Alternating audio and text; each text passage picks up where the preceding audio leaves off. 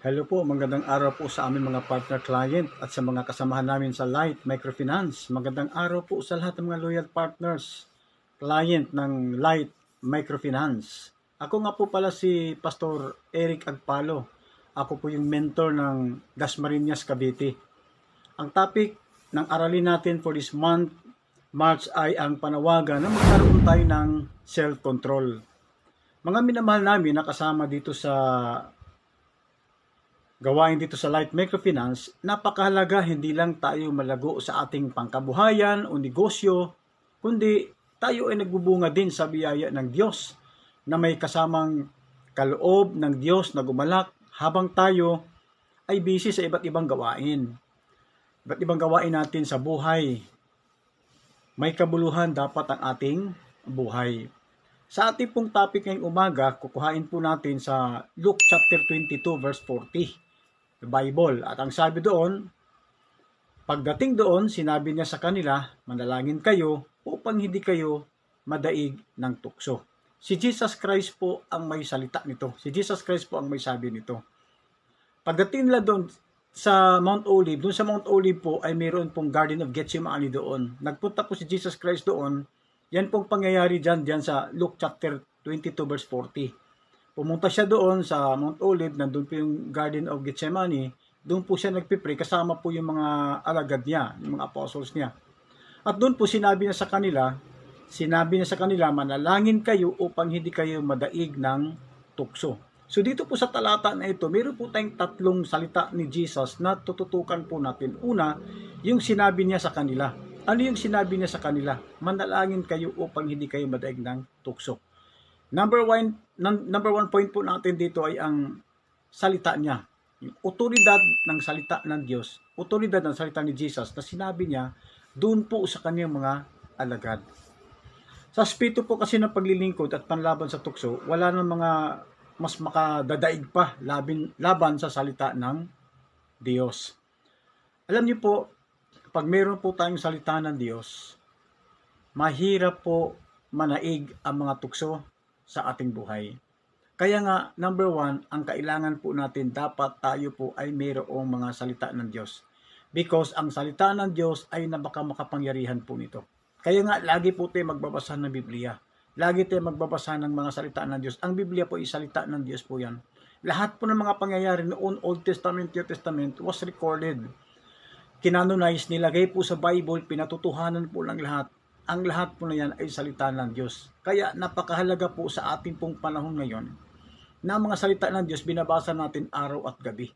Yan po ay dapat po natin sinasaulo, yan po dapat ay pinapumumuhay natin, yan po dapat ay lagi nating ina-apply sa ating buhay, ini-input, makikita sa ating buhay. Because without applying the Word of God, kahit binabasa po natin, but yet we don't apply, hindi natin kayang labanan ang mga tukso. Hindi natin kayang labanan ang lahat po ng mga kahirapan sa buhay. Ang salita ng Diyos, pag meron ka nito, napakatalas po nito. Pangalawa, napakamakapangyarihan po nito. And pagtatlo, tandaan po natin ang salita ng Diyos ay salita ng Diyos. Diyos na makapangyarihan sa lahat, ang gumawa ng langit at lupa. Kaya sa ating po mga minamahal na mga kliyente, lagi po tayo magbasa ng Biblia. At palagi po tayong mag-memorize nito, mag-apply nito sa ating buhay. Kasi matindi po ang kapangyarihan nito. Okay? So, may otoridad po ang salita ng Diyos. Any kind of difficulties, any kind of temptations, kayang gapiin ito.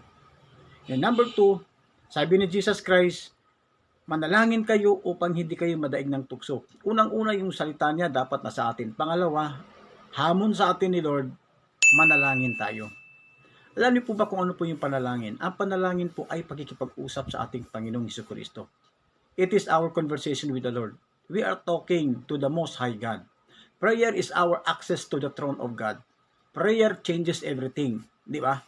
Kailangan po natin manalangin. Kapag hindi po tayo nanalangin, hindi tayo nakipag-usap sa Panginoon, ano po ang hinihintay natin?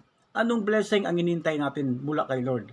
Anong kasagutan sa ating mga kahilingan? Anong kasagutan sa ating mga problema? Anong kasagutan laban sa mga temptation? Kung hindi naman natin sinasabi kay Lord, kung hindi naman tayo nananalangin sa Panginoon. Ang pananalangin po ay tinuturo po sa Biblia, sa salita ng Diyos. Paano po tayo mananalangin? Sa Matthew, sabi doon, pumasok ka sa kwarto mo, ilak mo ang pinto, magsarado ka, manalangin ka, makipag-usap ka sa Panginoon. At sabihan mo din ng mga kasama mo sa bahay na sa mga oras na ito, yan yung time na ikaw ay nakipag-usap sa Panginoon, nagpipray ka, para hindi ka rin nila istorbohin. Masarap yung makipag-usap ka kay Lord na hindi ka iniistorbo at nakapokus ka sa ating Panginoon. Ganun po dapat tayo mananalangin. Tayo po ay nagsarado ng pinto, naglalak ng pinto, pumapasok tayo sa kwarto at nakipag-usap tayo sa Panginoon. Si King David po, may panalangin po siya pang umaga. Si King David, may panalangin po siya pang tanghali. Si King David, may panalangin po siyang panggabi. Si King David, may panalangin po siyang midnight. Pwede natin gayahin, pwede natin i-apply. Ba? Hamon sa atin ni Lord. It is a command coming from Jesus Christ. Manalangin kayo, sabi niya. Instruction na sa atin, manalangin kayo, makipag-usap kayo sa akin.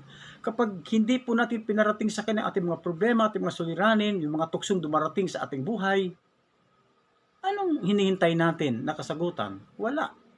So, anong hinihintay natin kay Lord? Wala. Wala naman tayong sinasabi. Hindi natin nanalangin. That is why si Lord mismo nagsabi sa atin manalangin kayo. Okay? Upang hindi kayo madaig ng tukso. Now, number 3 po, makikita po natin dito sa Luke chapter 22 verse 40, yung sinasabi po ni Jesus dito, hali kayo, sinabi niya sa kanila, manalangin kayo upang hindi kayo madaig ng tukso. Pangatlo po, kapag tayo po ay mayroong mga salita ng Diyos, in-apply natin sa ating buhay, ang mga labasan natin, ang narinig natin mula sa salita ng Diyos, nananalangin pa tayo. Ang pangatlo po, ang promise po sa atin, ang pangako po sa atin ni Jesus, may tagumpay. Any temptations na dumarating sa ating buhay, pag may salita ka ng Diyos sa buhay mo, kapag lagi kang nanalangin, magtatagumpay ka.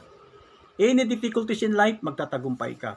Any temptations in life, magtatagumpay ka. That is the promise of God. Kasi mayroon kang salita ng Diyos, in-apply mo, ginagawa mo. And then, nananalangin ka pa sa Panginoon, tutugunin ang panalangin mo, sasagutin ni Lord ang panalangin mo. Ang pangatlo niyan, tagumpay. Di ba? Kaya sa Lucas chapter 22 verse 40, hinahamon po tayo ng Panginoon na dapat ang salita ng Diyos na sa atin, sinusunod natin, ina-apply natin. Pangalawa, mananalangin po tayo.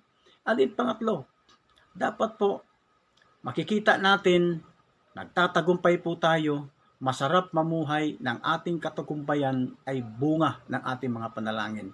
Masarap mabuhay sa mundo ng ating katagumpayan ay bunga ng ating pagsunod sa ating Panginoon dahil sa kanyang mga salita na pinamumuhay po natin.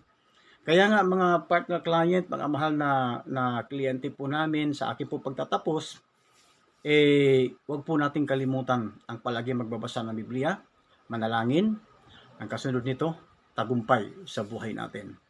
Muli, ako po si Pastor Eric Agpalo, Dasma Cavite, Dasmariñas Cavite Branch. Salamat po sa pakikinig at suporta ninyo sa Light Microfinance at mag-ingat po tayong lahat lagi, pagpalain po tayong lahat ng ating Panginoon.